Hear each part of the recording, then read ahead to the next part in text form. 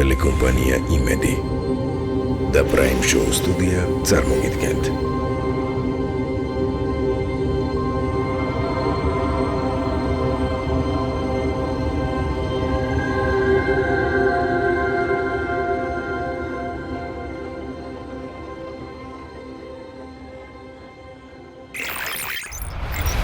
გადაცემის პარტნიორია საინვესტიციო ჯგუფი ურბანიკი.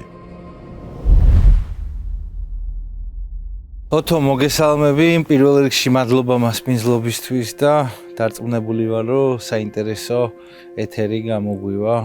მით უმეტეს რომ ესეთ ლამაზი გარემო გვაქვს.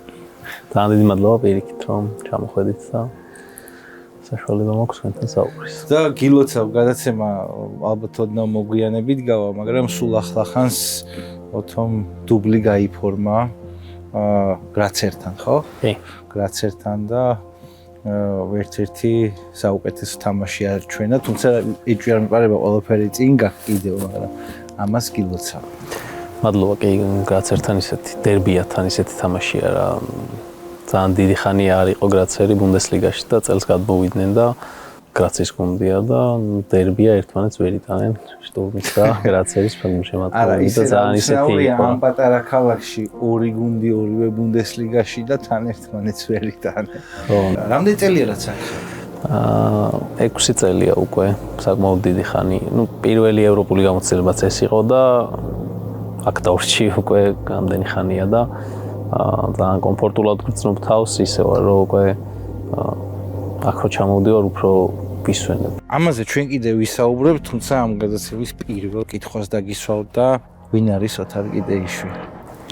რატო გაგეცი? ხო, არ ვიცი რა, ამ კითხვაზე ვიცოდი ამ კითხვას და ამისვავდი, ხო და არ ვიცოდი როგორ მეპასუხარა და არც რაიმე ორიგინალური პასუხი მაქვს, არც რაიმე განსაკუთრებული. რაც გეფიქრება ის გითხრა. ოთარ კიდეიშვილი არის ადამიანი პირველ რიგში, რომლისთვისაც ძვირფასია ოჯახი, რომლისთვისაც ალბათ უპირველესი საქმე, რასაც აკეთებს არის ფეხბურთი და მომავალშიც ალბათ ფეხბურთს დაუკავშირდება ჩემი ცხოვრება, ასე მინდა რომ იყოს ყოველ შემთხვევაში, კარიერის შემდეგაც, როცა ფეხბურთის თამაშსაც ვთქვათ, დავსავანებებ. მოდი სიღრმეებში წავიდეთ. სანამ ოთარ კიდეიშვილი ფეხბურთელი გახდებოდა, ბავშვობა გაიხსენე და ბავშვობის წლები. ბავშვობა ალბათ ჩემთვის, როგორც ყველა ადამიანისთვის, სასიამოვნოდ გასახსენებელია და ყოველთვის რაც განსაკუთრებული პერიოდია, ჩემთვისაც ასე არის და ასე იყო, რომ 4 ძმები ვართ და ერთად ვიზრდებოდით. სამი უფრო ერთი ასაკის ვართ, ერთი ცოტა უფრო პატარაა და ერთად ვიზრდებოდით და რუსთავში ვიზრდებოდით კი და ძალიან კაი პერიოდი იყო რა ჩემთვის და მათთვისაც დარწმუნებული. სირთულეები არ იყო?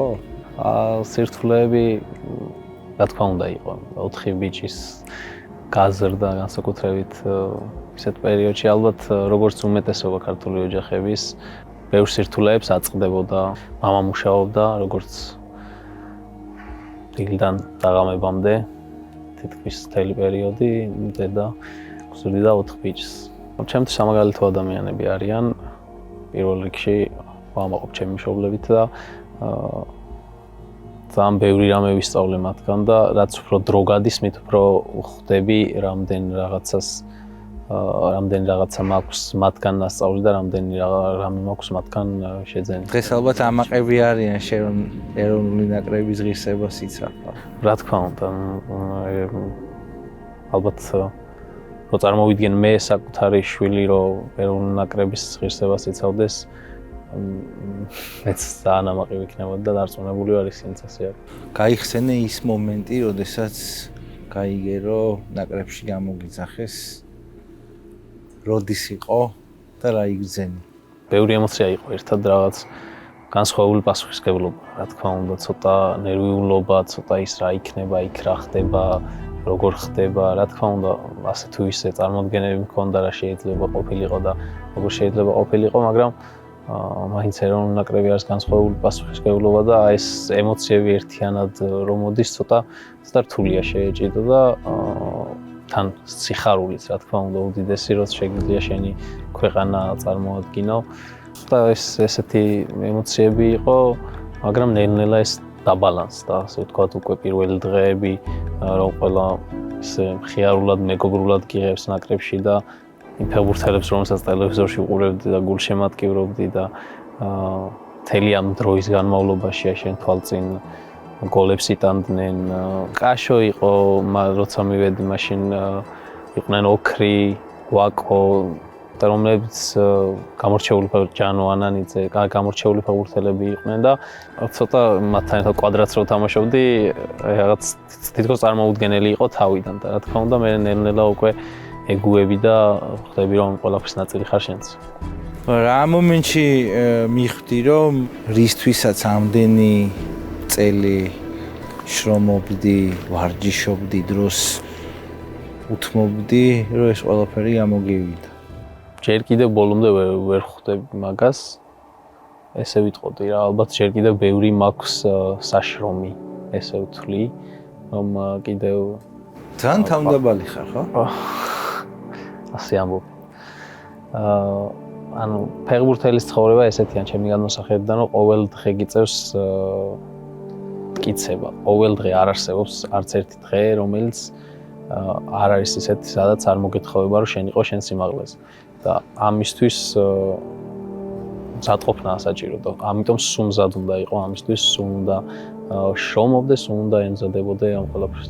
თუმცა აქ ცოტა შეგეწინააღმდეგები და გეტყვი რომ შენ ამ მოცემულობით ნაკრების ამ ფორმაცი უკვე მოახერხე იმდენი რომ საკმარისზე მეტადაც დაიმკვიდრე თავი, იმიტომ რომ შენი მოედანზე არ ყოფნა, როდესაც ხდება ეს, ხო? ყოველთვის თვალშისაცემია და თითქოს საკვანძო ფიგურად იქეცი ეროვნული ნაკრებისთვის და აქვე ვილისანიოლის სიტყვები ხა ალბათ იცოდი რომ მაგას გეტყოდი აუცილებლად რა, რომელმაც თქვა რომ ოთარ კიტეიშვილი არის ევროპულ ფეხბურთში ყველაზე დაუფასებელი ფეხბურთელი.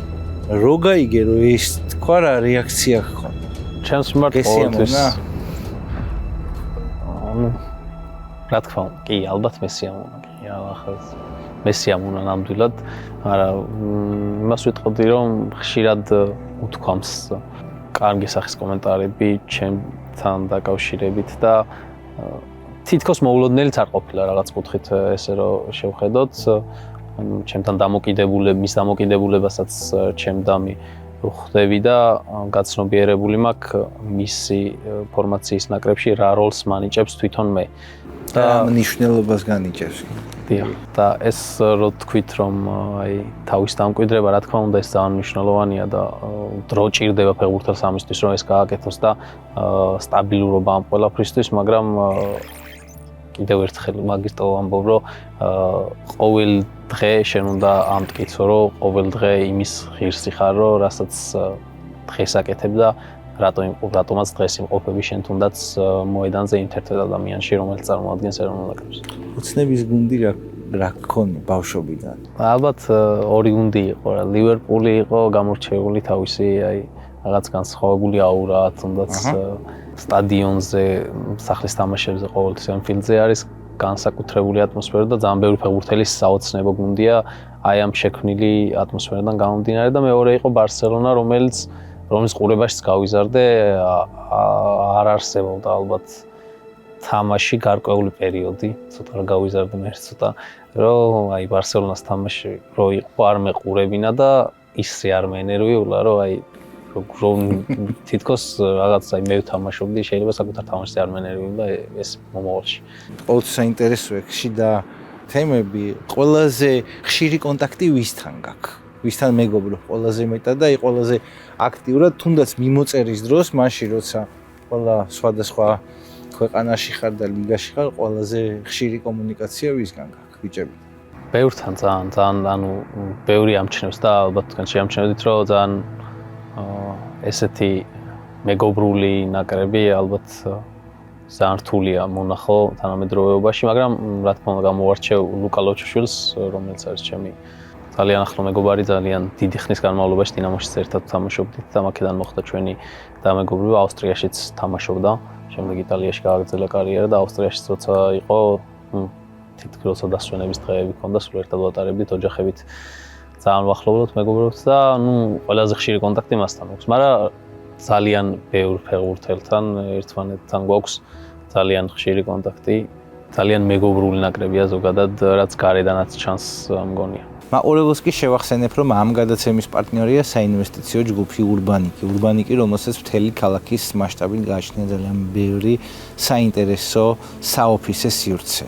საოფისე, კომერციული და საცხოვრებელი, თუმცა მთელი გადაცემის მსვლელობისას თქვენ რამდენჯერმე დაინახავთ მათ სივრცეებს ინოფისი ურბანიკისგან და მადლობა მათ ჩვენი პარტნიორობისთვის.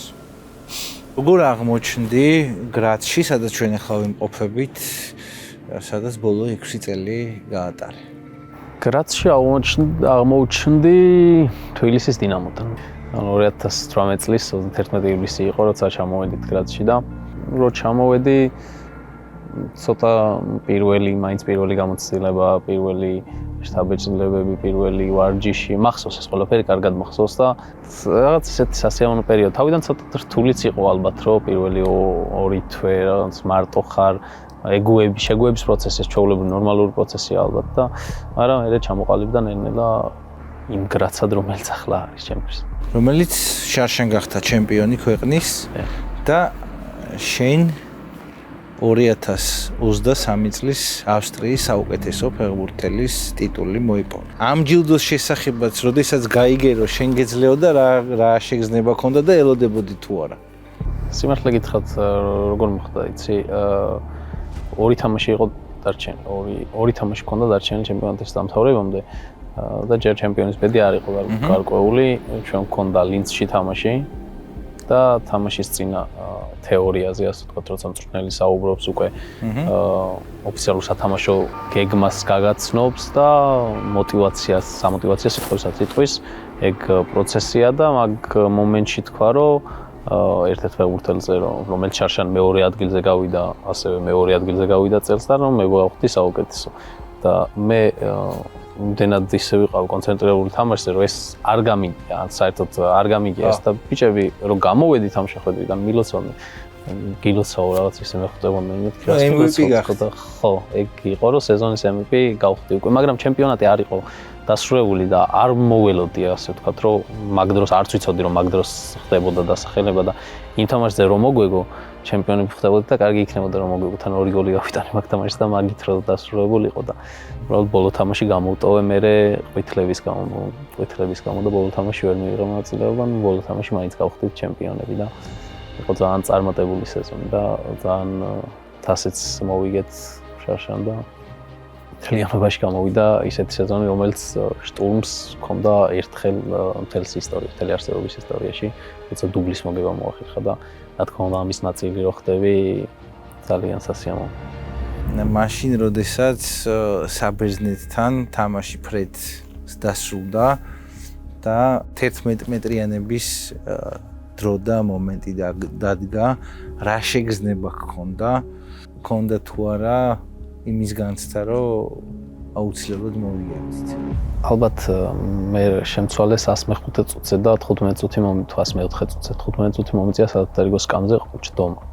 ის 15 წუთი იყო საშინელი. ესეთი ნერვიულობა თან როცა თამაშობ და იქიდან გამოდიხარ კიდე უფრო რაღაც დამატებითი ნერვიულობა გემატება და ძალიან მძიმე იყო ჩემთვის რა 15 წუთი და თითქოს პენალტებამდე რომ მივიდა საქმე, თითქოს მომეშვა, თითქოს ვიცოდი რომ მოვიგებდით.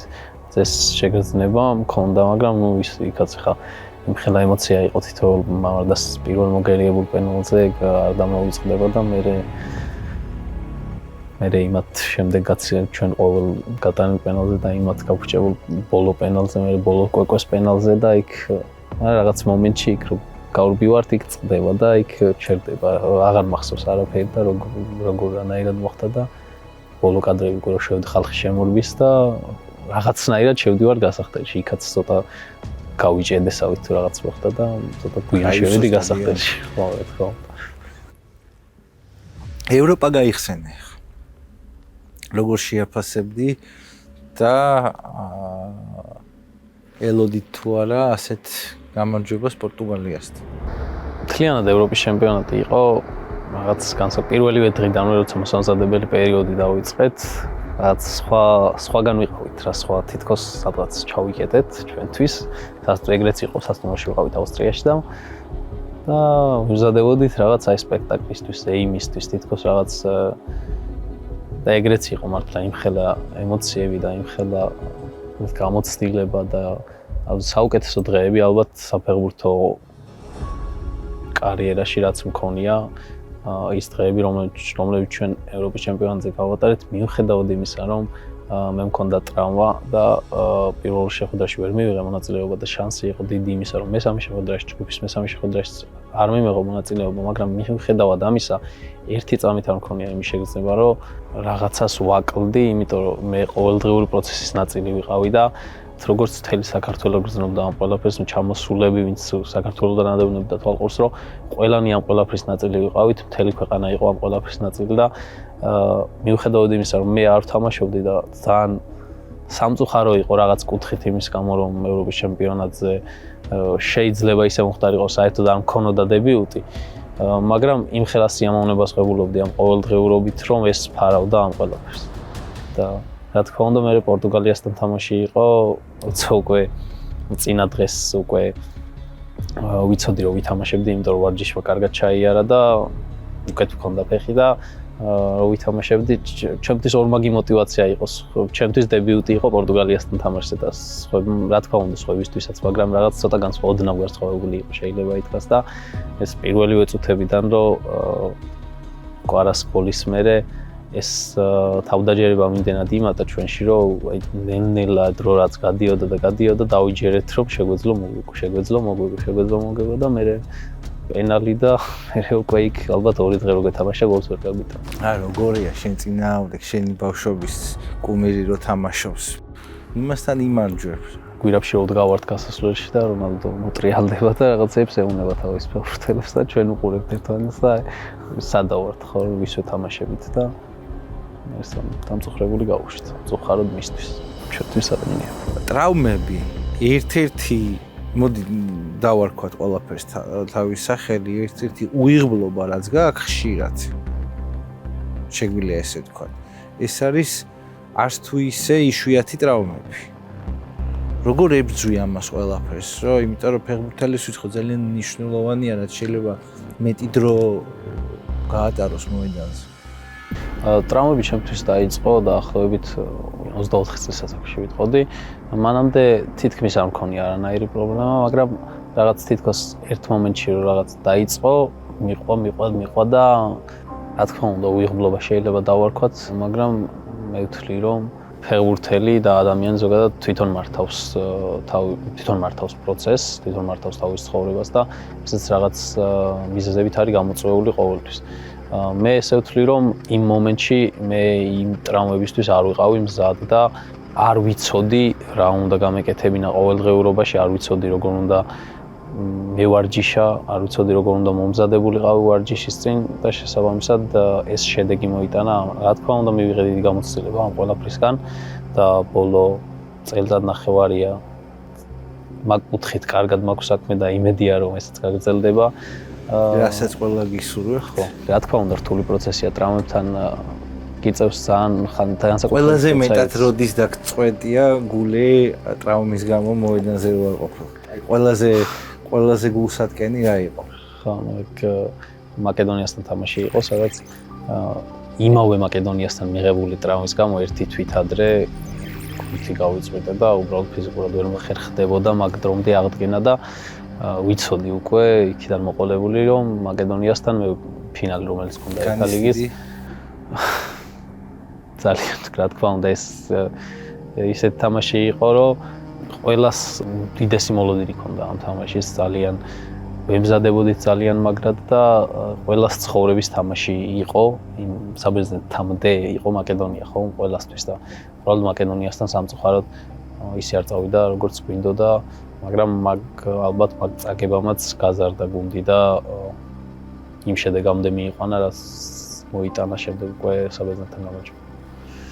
შენს ცხოვრებაში თუნდა სპორტულ კარიერაში პირველი თავში რაც მოგივა ყველაზე დიდი მადლობა ვის ეკუთვნის ალბათ მაინც ასე ვიტყვი რომ ჩემს ოჯახს ყველაზე დიდი მადლობა იმ ადამიანებსაც ყოველდღიურად გვერდში მყავს იმიტომ რომ არ ვთვლი რომ მარტივია იყო ფეხბურთელის და სპორტსმენის ზოგადად ყოველდღიურობის მონაწილე და დიდი ადგილი უკავია ჩემს ცოლს ელას რომელსაც ჩემს წარმატებაში ვფიქრობ და ჩემს შვილსაც ჯერ პატარა მაგრამ ნელ-ნელა ის ალბათ ჩემს ყოველდღიურობას მოერგება იმიტომ რომ ეს სხვანაირად და წარმატების მიღწევა ალბათ ფეხბურთელისთვის ძალიან რთულია იმიტომ რომ შეიძლება ცოტა ცხვის გადმოსახედიდან მოსაწყენი იყოს ვარჯიშს ვარჯიშთან მოდიხარ შემდეგ გინდა დასვენება გინდა სწორი ჭამა და ფაქტიურად ამ ყოველდღიურობაზე ხარ გადართული რა თქმა უნდა გაქვს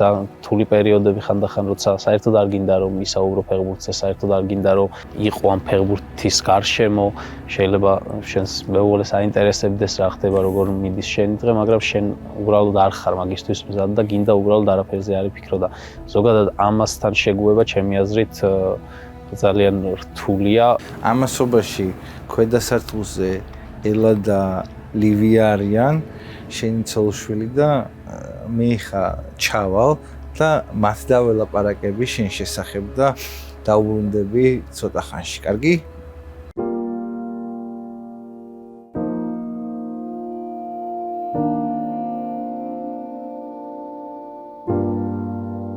ლივია რამდენი წლისა? 3 ხდება დეკემბერში. და მამას რა სიხშირით აქ ხომ დრო რო შვილისთვის კონდეს. თითქმის ყველაფერს უსრულებს და ძალიან ანებივრებს, ესე ვთქვათ და რავი, საოცარი მამა. როცა სახლშია, როცა თავისუფალი დროა, ეხა ძალიან ნაკლებად თითქმის უჩვენთან ერთად. ისე სხვა შორის არ არის მარტივი. არ არის მარტივი, ამდენი წლის განმავლობაში ცხოვრობდა ემიგრაციაში, ზოგადად სპორტსმენის მეუღლეობა მე რთულია, იმიტომ რომ არ იცი ხოლმე შეიძლება აღმოჩნდე შენ შემთხვევაში რამდენად რთული იყო თავიდან ეს ყველაფერი. იცი არ გამჭირვებია. მიუხედავად იმისა, რომ ხო ეგრეა, ჩვენ რაღაცნაირად ძალიან სტაბილურად ცხოვრობთ ერთ ქვეყანაში უკვე რამდენი წელია და ხო არა და თუ რაიმე სიახლეები იქნება, მაგასაც ძალიან კარგად შევუჩვევით. და ბარი მოგვიყევი როგორ გაიცანით ერთმანეთი? ჩვენ ვიყავით კლასელები. მართლა? კი და ბავშვობიდან თითქმის ერთმანეთს. პირველი კლასიდან იცნობთ ერთმანეთს?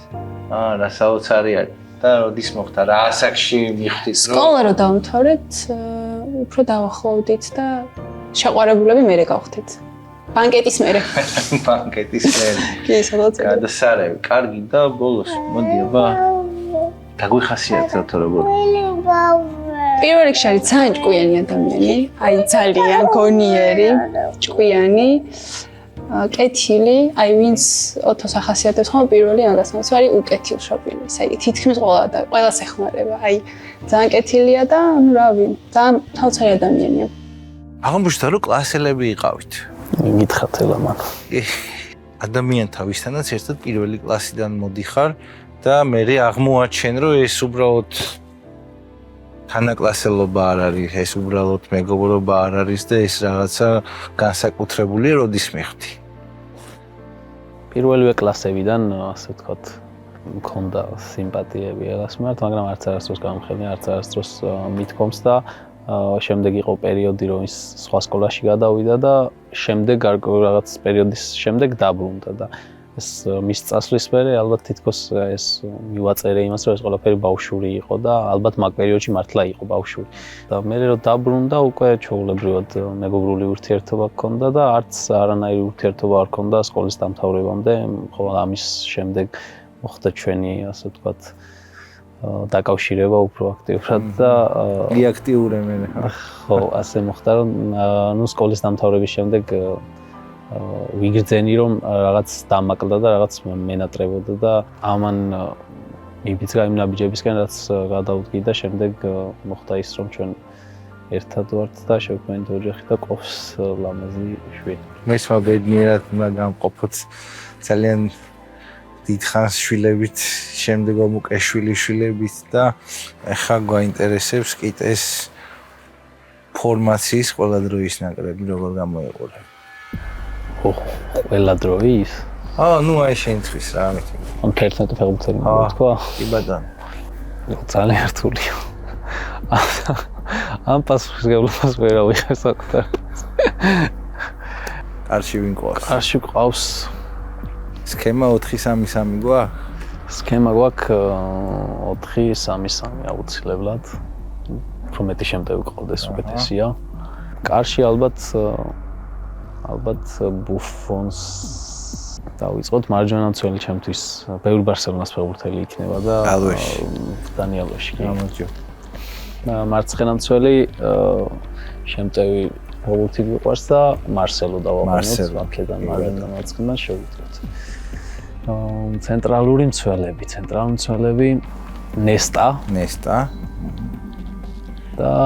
ნესტა და რამოსი, კაი წვილი იქნება ნესტა და რამოს როგორ ველოდებოდი აქაც.